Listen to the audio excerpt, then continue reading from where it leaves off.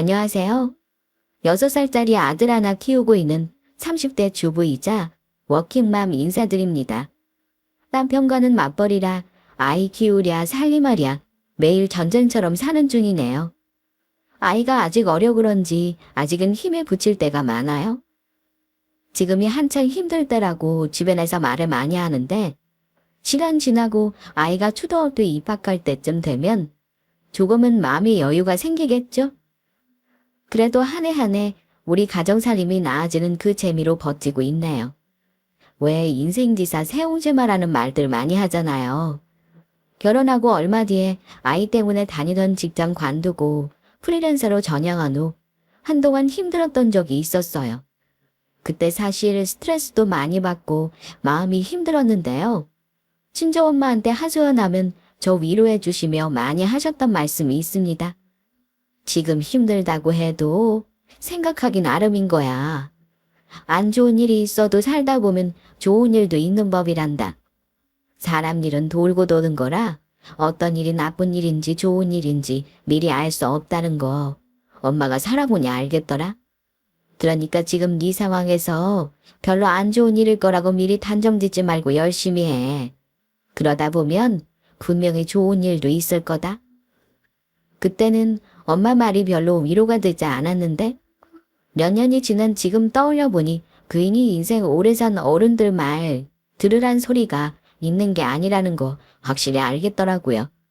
어쨌거나 지금은 그때보다 훨씬 월급도 많이 올랐고 남편도 다니는 회사에서 인정받으며 연봉도 꾸준히 오르고 있고요. 최근 내 집 마련도 성공해서 대출공감들의 여념이 없긴 해도 더할 나위 없이 행복합니다. 그런 우리 가정에 무슨 힘든 일이 있었길래 사연을 보냈냐 하면요. 사실 저는 시댁 식구들과 그리 사이가 좋지 않아요. 시부모님은 우리 집과 1시간 거리 외곽에 사시는데요. 지금은 서로 얼굴 안 보고 살아요. 이게 영 끊고 사는 거라면 뭐 그렇게 말할 수 있겠네요. 결혼해서 처음부터 그랬던 건 아니고요. 사실 3년 전 시누이와 제가 대판 싸운 일이 있었는데요. 시누이와 사이가 틀어지게 되면서 그 후로 연을 끊게 되었습니다. 그러다 보니 시어머니가 저를 못마땅하게 생각하시기도 했고 이래저래 시댁 식구들이 불편하게 느껴져 에라 모르겠다. 나 하고 싶은 대로 하고 살자 하고 있는 중입니다. 그런데 최근에 연락 끊고 살던 시누이가 갑자기 연락을 해서는 황당한 요구를 했고 우여곡절 끝에 아예 시댁 식구들 안 보고 살겠다 결심한 일이 있었어요. 남편과 저는 20대 중반부터 연애를 했고 자그마치 5년을 사귀었습니다. 때문에 꽤 오래 가족과도 알고 지내는데요. 특히 시누이와는 같은 또래라 결혼 전에도 종종 만나는 일이 있었습니다. 만나서 같이 밥 먹기도 하고 시누이가 남자친구 생기고 나서는 같이 더블 데이트도 종종 했어요. 그때 시누이는 졸업 전이었고 남자친구는 직장인이었는데 다들 아시는 대기업 사원이었어요. 그때 남편이랑 저는 그저 그런 중소기업에서 월급 받고 한 달 벌어 한 달 사는 처지였고요. 그런데 솔직히 말하면 저는 신우와 그렇게 성격이 잘 맞는 편이 아니었습니다. 어떤 점에서 그랬냐면 종종 신우이는 말로 사람 속을 긁어넣는 일이 많았습니다. 가령 같이 밥 먹는 자리에서 대놓고 저와 남자친구를 비교하는 말로 제 자존심을 은근히 깎아내리는 시기였는데요. 언니, 내 남자친구가 저번에 명절 상여금 400% 받았대요. 그래서 나 가방 사줬는데 이거 어때요? 예쁘죠? 와, 좋겠네요, 아가씨. 너무 예쁘네요. 이런 건 얼마나 하는 거예요? 300만 원대 하더라고요. 예전부터 너무 갖고 싶었는데 이렇게 떡하니 사줬지 뭐예요. 오빠도 월급 모아서 언니 이런 거 하나 사주지 뭐 하는 거야. 남자가 돼가지고 여자한테 제대로 된 선물 하나 못하면 되겠어? 아이고 아가씨 아니에요. 저는 원래 명품 같은 거 별로 관심도 없고요. 우리는 지금 결혼 비용 모으느라 데이트 비용도 아끼고 있는걸요? 제가 그러면 남편은 동생 때문에 자존심이 상했는지 자랑이다 자랑이야. 네 남자친구 돈으로 그런 거 사달라고 하면 좋냐? 너는 왜 그리 철이 없어? 사줬으면 그냥 가만히나 있지 뭐하러 자랑질을 해? 능력 있어서 사준다는데 오빠가 무슨 상관이야. 요즘은 다들 이 정도 하는 거 몰라.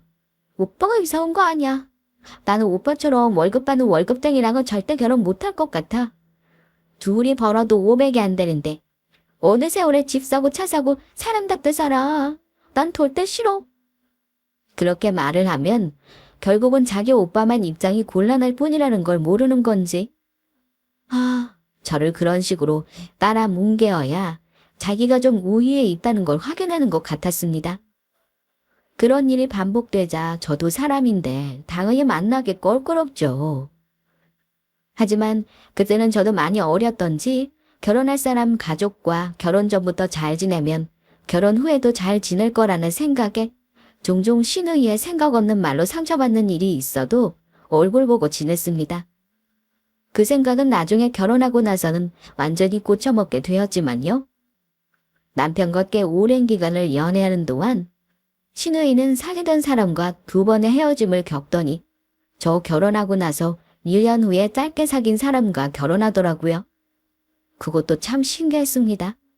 예전에 만나던 사람과 결혼이라도 할 것처럼 굴었는데 나중에 저한테 신신당부하더라고요.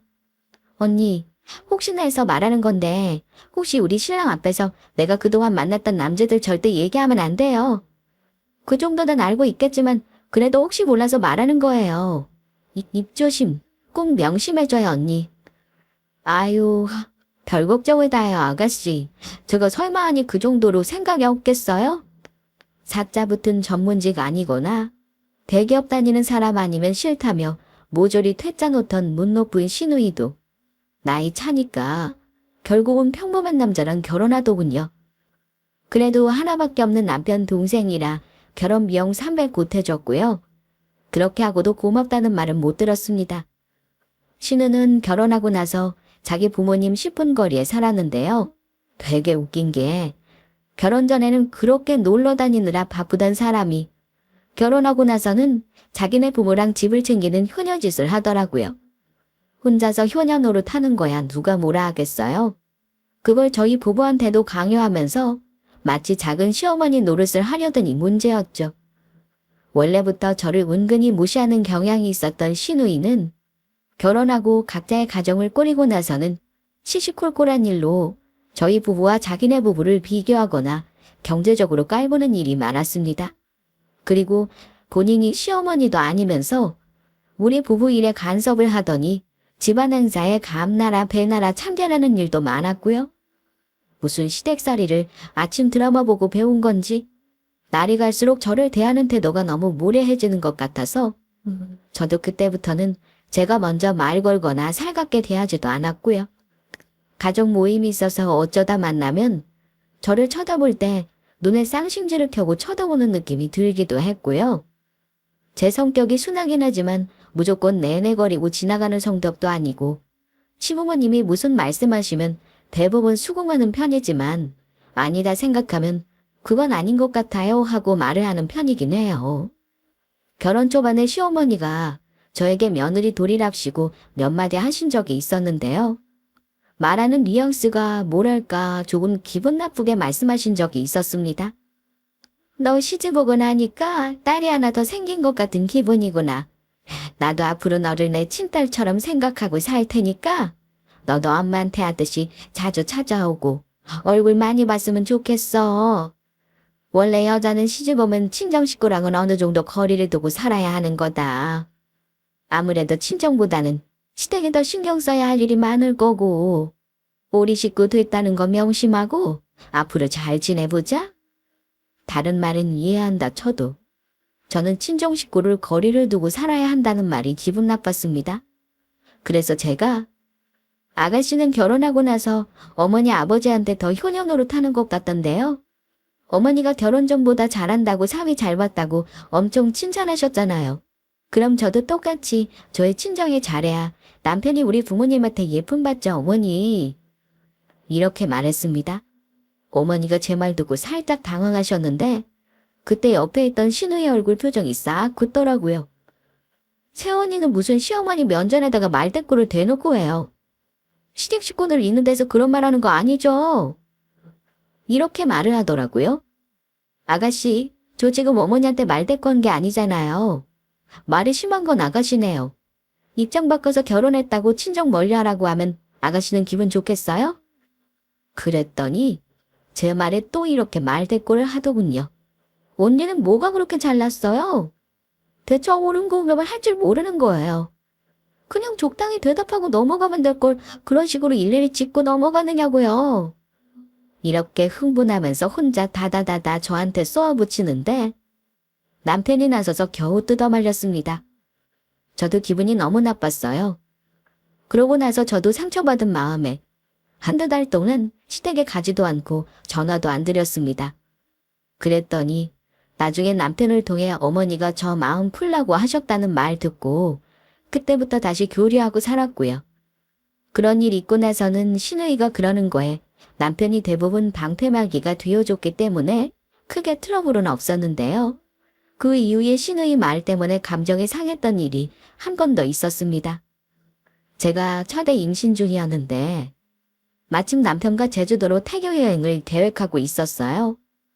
그런데 직장인들은 보통 휴가 맞추는 게 쉽지가 않잖아요.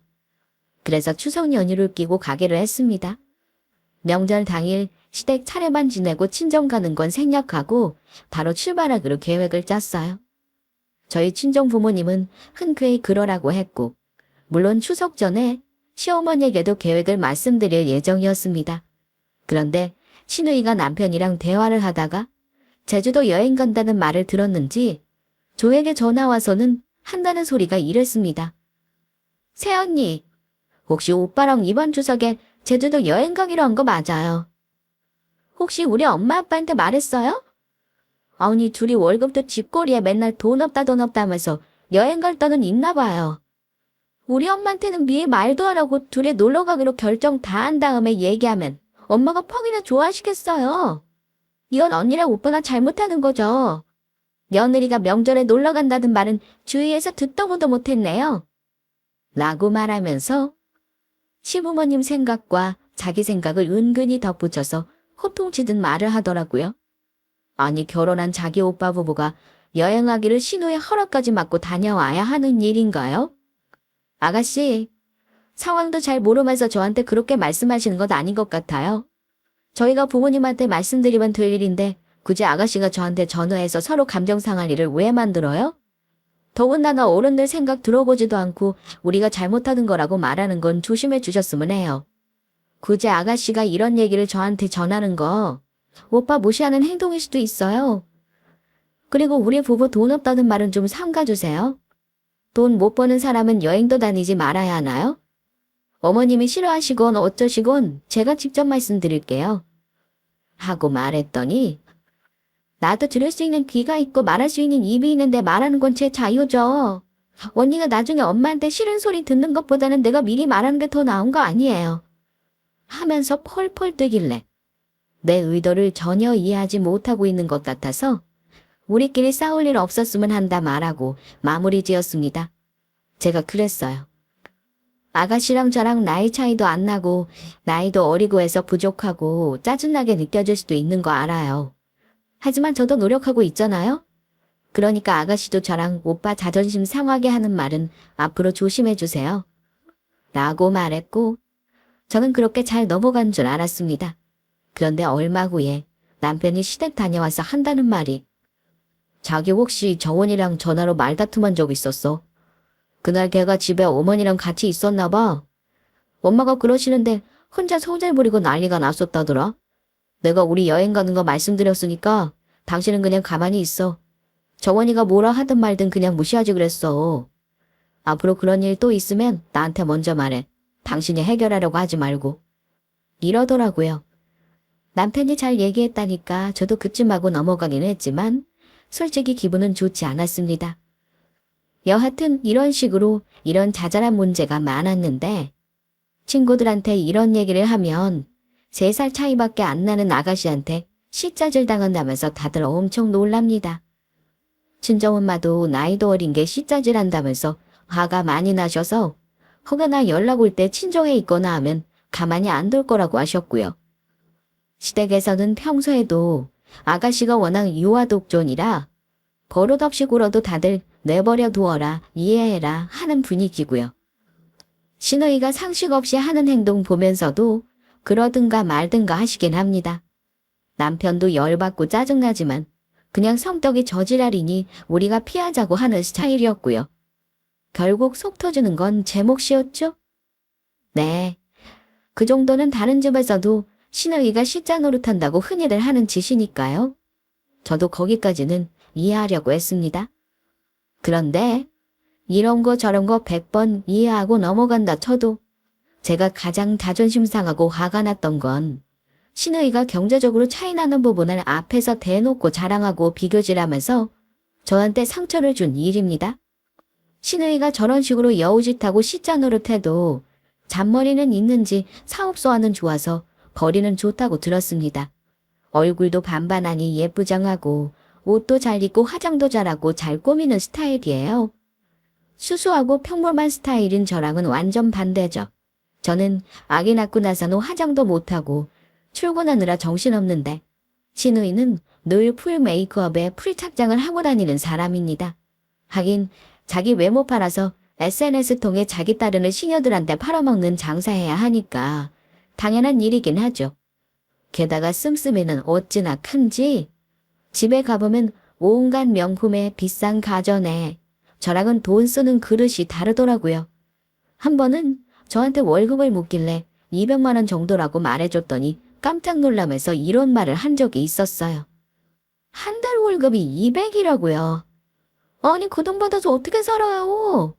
그럼 비전 없는 회사 다니지 말고 사람이 자기 일을 해야 돈을 버는 거라니까요. 나는 하루에도 200을 버는데 한 달에 200이라니 언니 그거 가지고 먹고 싶은 건 제대로 사 먹을 순 있어요? 저만 버나요? 시호 오빠랑 같이 벌어서 충분히 저축도 하고 있어요.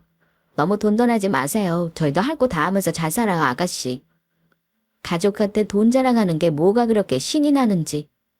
백화점 신상하니만 안 산다느니 하면서 저더러 아울렛 가서 거지 같은 거 사지 말고 제대로 돈 주고 백화점 물건 사라는 말을 하고요.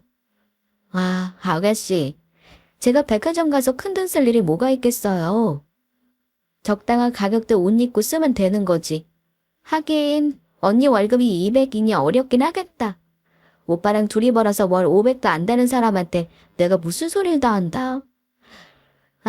그냥 못 들은 걸로 해요 언니. 저는 관심 없어서 잘 몰랐지만 월 1000도 우습다고 듣긴 했어요. 자기 남편도 사업하는 사람인데 둘 다 돈을 잘 버는 것 같더라고요. 근데 뭐 돈 잘 버는 게 전부는 아니잖아요.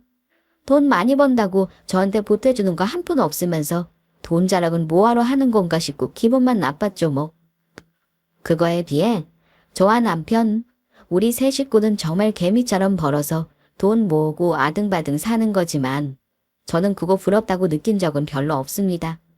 근데 시누이는 저한테 우월감이 꼭 돈 잘 버는 걸로 표출하고 싶어 어쩔 줄을 모르는 사람이었어요. 결혼하기 전에 만날 때도 자기랑 저랑 비교하면서 본인이 저보다 낫다는 거 확인하고 안도한다는 거 느낀 적이 몇 번 있었는데요. 결혼 후에 저랑 이런저런 일로 부딪힌 후부터는 그런 정도가 아니라 저를 대놓고 무시하는 일도 많았습니다. 자기 남편이 사업하면서 돈 잘 번다고 자랑은 그렇게 하면서 조카한테는 옷 하나 사줄 줄 모르게 인색하기까지 했고요. 그때 시누이는 한창 사업이 잘 되면서 돈이 벌릴 때라 아이 갖는 것도 미룬다고 하더라고요.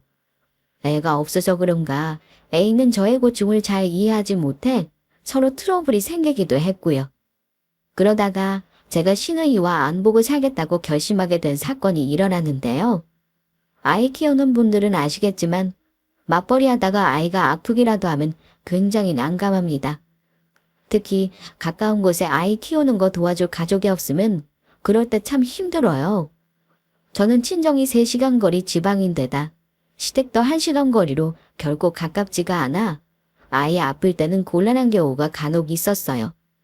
연차 내는 것도 사실 눈치가 보이는 일이라 매번 아이 아프다고 회사를 쉴 수도 없었고요. 그래서 어쩔 수 없이 시댁에 아이를 며칠간 맡기는 경우가 있었습니다. 그때도 어쩔 수 없이 아이를 맡겨놓았다가 주말에 아이를 데리러 시댁에 갔던 적이 있었어요.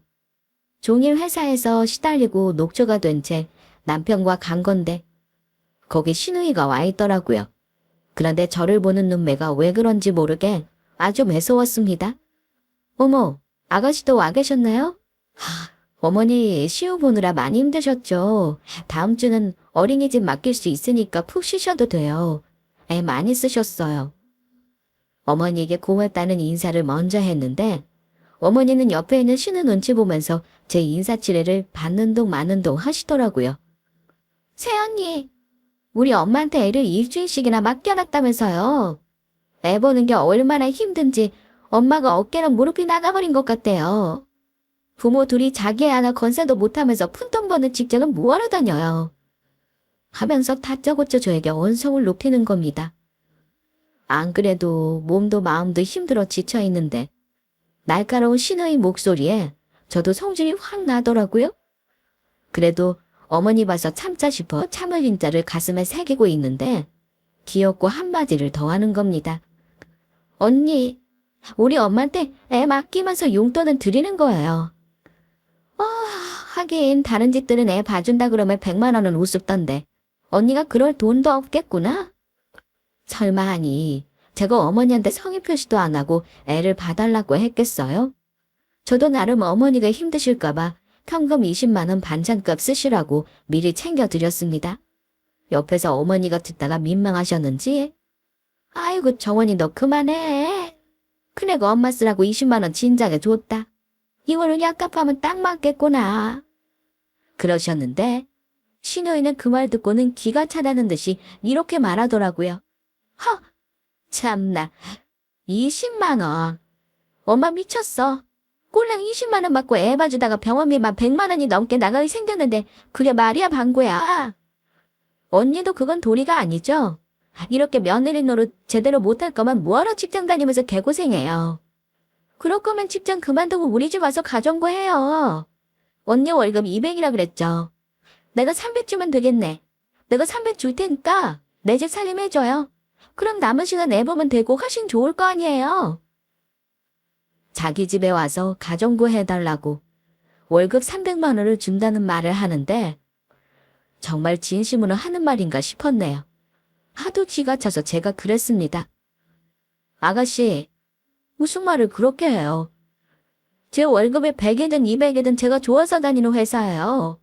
매번 월급 적다고 저 무시하는 말 하는데 아가씨가 지금 돈 좀 번다고 그런 말 함부로 하는 거 아니에요. 사람 일 어찌 될지 모르는데 저 300만 원 월급 주다가 나중에 100만 원도 못 버는 일이 생기면 어쩌려고 그래요. 지금 한 말은 못 들은 걸로 할 테니까 이제 그만하세요. 그런데 그 다음 신우가 피식하고 비웃음을 던지며 하는 말을 듣고 저와 남편은 이성의 끈이 끊어져 버리고 말았습니다. 하긴 돈 없는 사람이 자존심은 더 세다니까. 그래 푼돈 벌어 퍽이나 부자 되겠다. 저러니 평생 거지처럼 살지. 그 말 듣고 한마디 더 하려는데 그때 참고 있던 남편이 노발대발하며 폭발해버리더라고요. 야 김조원, 너 지금 뭐라고 했냐? 이게 아주 오냐오냐 해줬더니 누려 배는 게 없지. 너 지금 우리 보고 거지라 그랬냐? 당장 사과 못해. 뭐 내가 틀린 말 했어. 내가 300 준다니까. 그 알량한 자존심 때문에 거절하는 거잖아. 오빠도 그래. 그냥 내 말대로 하면 오빠네 가게에서 보탬되는 건데 꼭 세영이 편을 들어야겠어. 아가씨 그만하세요. 듣자 하니 정말 너무한 거 아니에요. 오빠가 같이 사는 사람이 전데 그럼 제 편을 들지 아가씨 편을 들어야겠어요? 같은 식구끼리 네 편 내 편 나누는 건 대체 왜 그러는 건데요? 아가씨 말대로 저 자존심 센 사람이라 다른 건 다 참아도 돈 가지고 무시하는 거 더 이상은 못 참겠어요. 저 당분간은 여기 안 올 테니까 저희한테 오라가라 연락하지 말아주세요. 그랬더니 옆에 있던 남편이 잔뜩 화난 표정으로 이러더라고요. 당분간이 아니고 정원이 너 우리한테 다시는 연락하지 마. 너 돈 잘 보고 잘난 거 아니까 혼자 잘 살아봐. 앞으로 시호도 그렇고 우리 가족 얼굴 볼 생각하지 마라. 나보 가자. 남편은 저와 아이를 데리고 붙잡는 어머니 손까지 뿌리치고 집으로 돌아왔습니다. 저는 저대로 너무 기분이 상했지만 남편이 저보다 더 강하게 나오니까 차마 더 이상 남편에게 뭐라 할 수는 없겠더라고요. 제가 집에 와서 넌지시 물어봤죠. 당신 정말 아가씨 안 보고 살 작정이야? 하나도 한 말 아니고? 내가 평소에 어디 빈말하는 거 봤어? 나 정말 그럴 생각이야. 그동안 당신 자존심 상하게 하는 거 나도 뻔히 알고 있었어. 그래도 가족인데 어쩌겠냐 싶어서 두고 본 건데 내가 잘못 생각했다 싶네. 당신 내 동생 때문에 많이 속상했었지? 앞으로 내 동생이 연락해도 절대 받지 마. 엄마가 뭐라 해도 모른 척해. 내가 전부 알아서 할 테니까.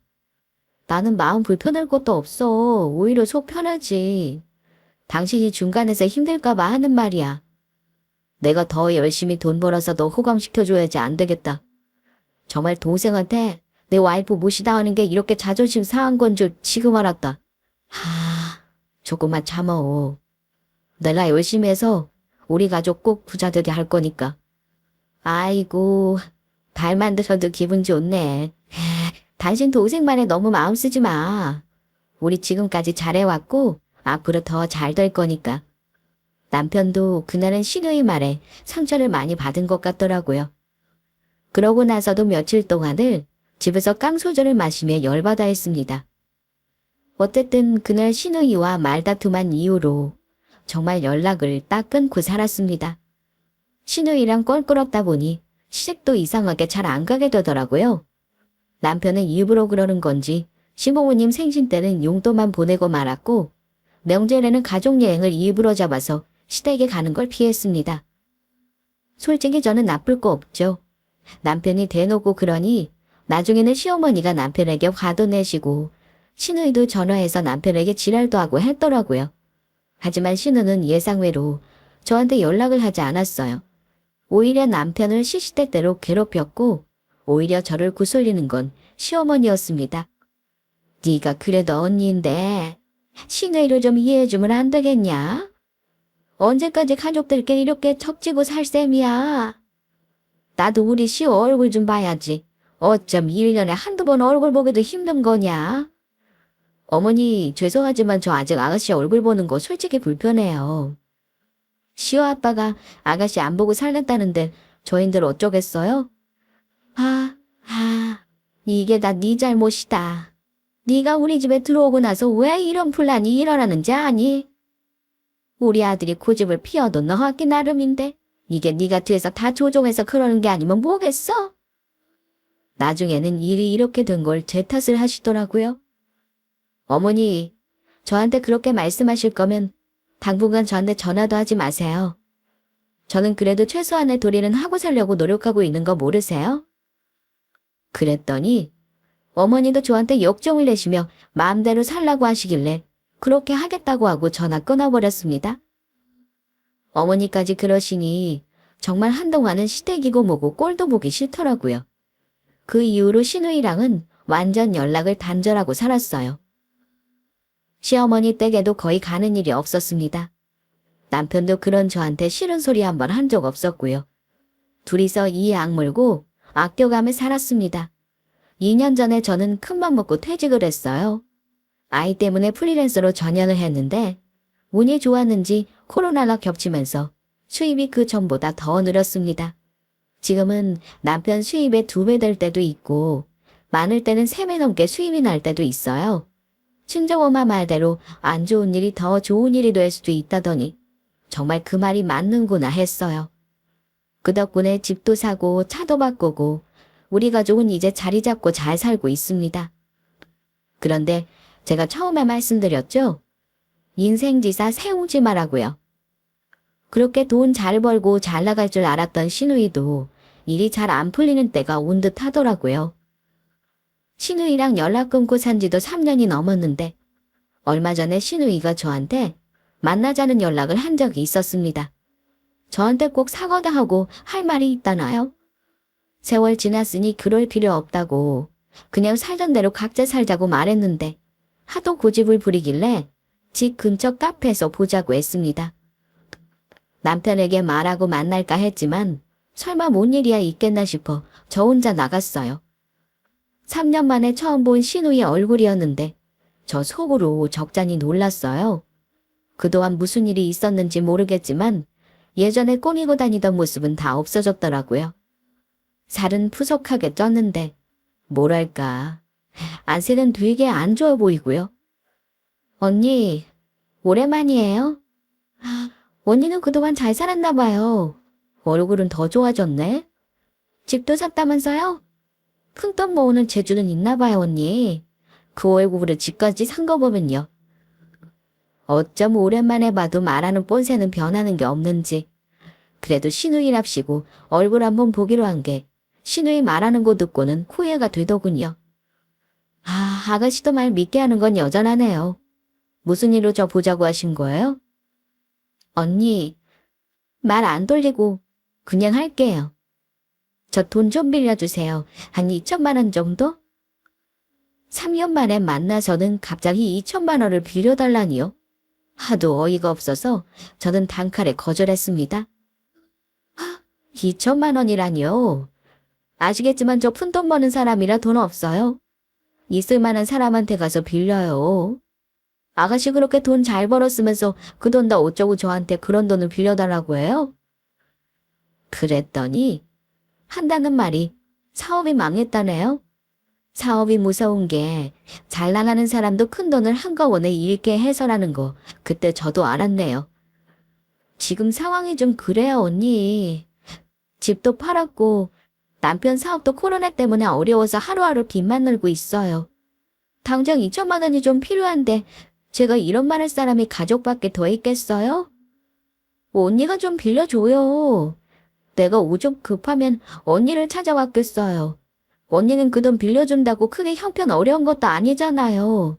나중에 이자 져서 갚을 테니까 투자한다 생각하고 저 좀 도와주세요.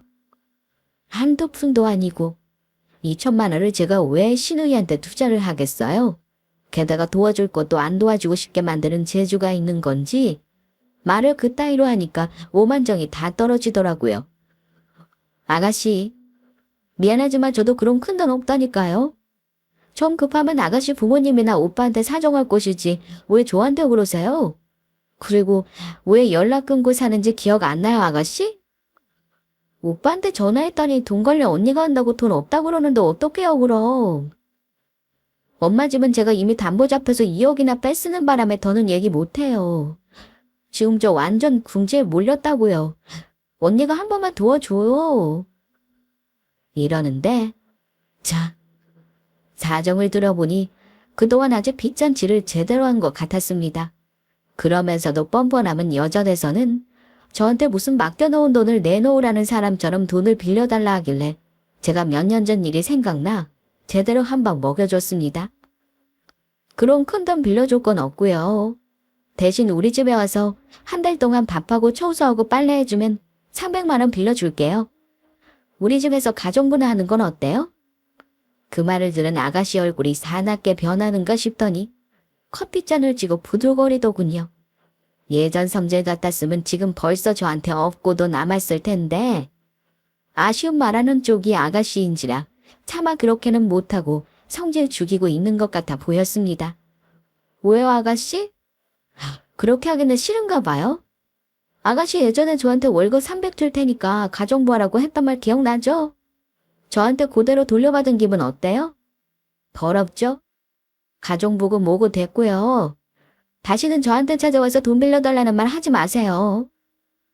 언니, 정말 이대로 갈 셈이에요. 저 안 도와주겠다는 거죠?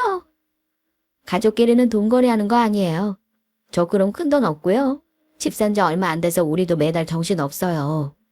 아가씨가 저지른 일이니까 아가씨가 잘 마무리하세요.